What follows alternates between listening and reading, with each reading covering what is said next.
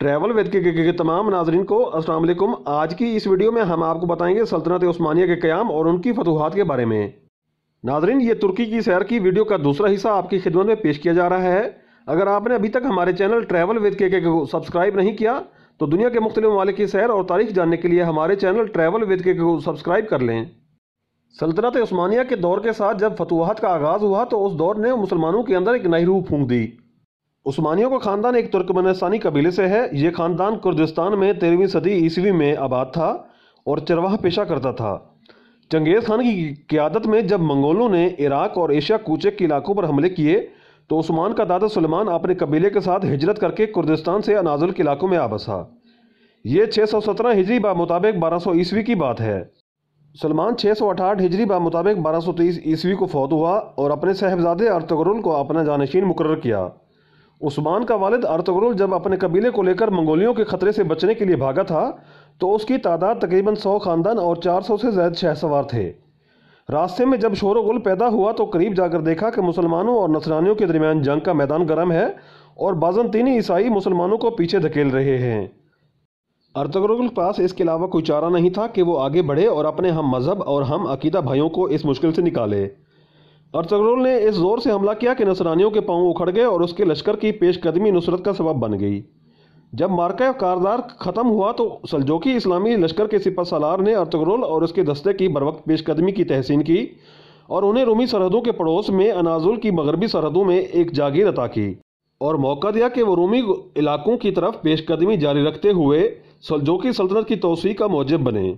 سلجوکیوں کو ارطغرل اور قبیلے کی صورت میں ایک طاقتور قبیلہ، دوست اور ساتھی مل گیا۔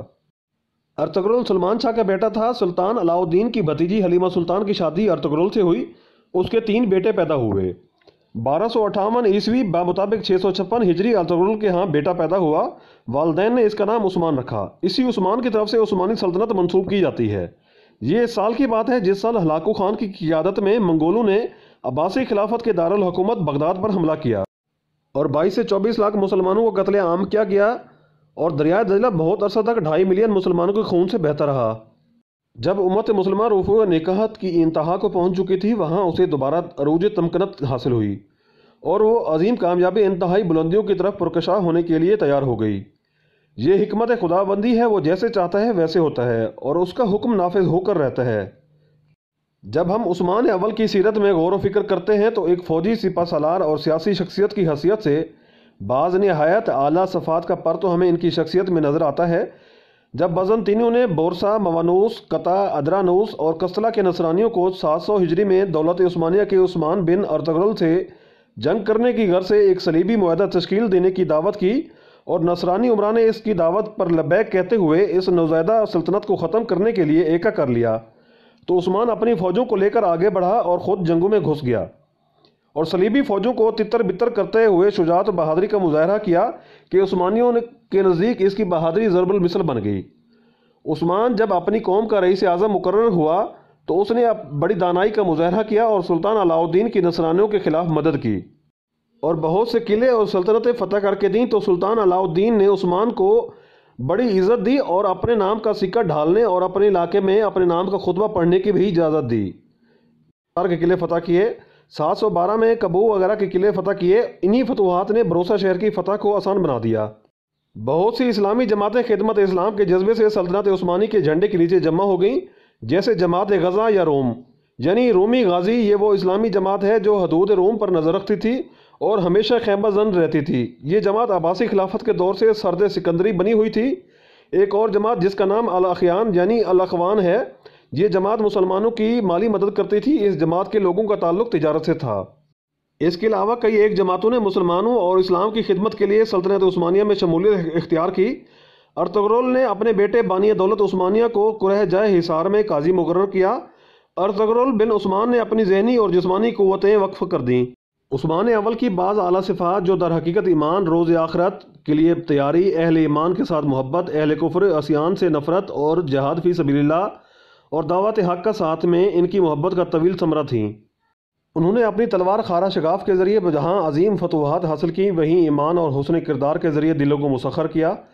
جب بھی کسی قوم پر غلبہ حاصل ہوا تو اسے حق اور ایمان باللہ کی دعوت ضرور دی وہ اپنی سلطنت کے علاقوں اور اصلاحی کاموں کے حریص تھے۔ انہوں نے حق اور عدل انصاف کی حکمرانی عام کرنے کی کوشش کی۔ انہیں اہل ایمان سے گہری محبت اور سچی لگن تھی۔ عثمان کی اپنے بیٹے کا نام وصیت آج بھی تاریخ میں موجود ہے، جس کا ہم مطالعہ کر سکتے ہیں۔ عثمان جب بستر مرگ پر تھا تو اپنے بیٹے کو وصیت کرتے ہوئے کہا تھا کہ اے بیٹے، کسی ایسے کام میں مصروف نہ ہونا کہ جس کو کرنے کا پروردگار عالم نے حکم نہ دیا ہو۔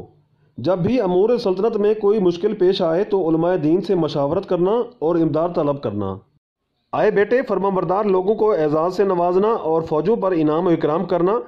کہیں دولت کی وجہ سے شیطان تمہیں دھوکے میں نہ ڈال دے۔ اہل شریعت سے دور ہونے سے اعتراض کرنا۔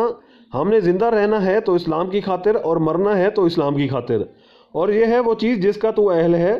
یہ وصیت ایک ضابطہ تھی جس پر عثمانی عمل پیرا رہے۔ انہوں نے علمی اداروں، لشکر اور عسکری علماء اور ان کے احترام اور جہاد فی سبیل اللہ کا اہتمام کیا، جس کی بدولت وہ دنیا میں جا پہنچے اور اسلامی تہذیب و تمدن کو دور دراز علاقوں تک پہنچایا۔ یہ وہ زندہ و جاوید وصیت ہے۔ عثمان اول جب دنیا کو چھوڑ کر واصل بحق ہوئے تو سلطنت عثمانیہ کا کل رقبہ 16,000 مربع کلومیٹر تھا۔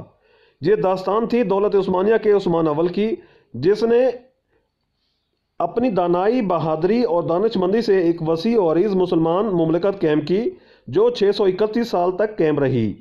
ارطغرل غازی کے نام سے بنا ایک ڈرامہ ترکی میں 10 دسمبر 2014 میں ریلیز ہوا۔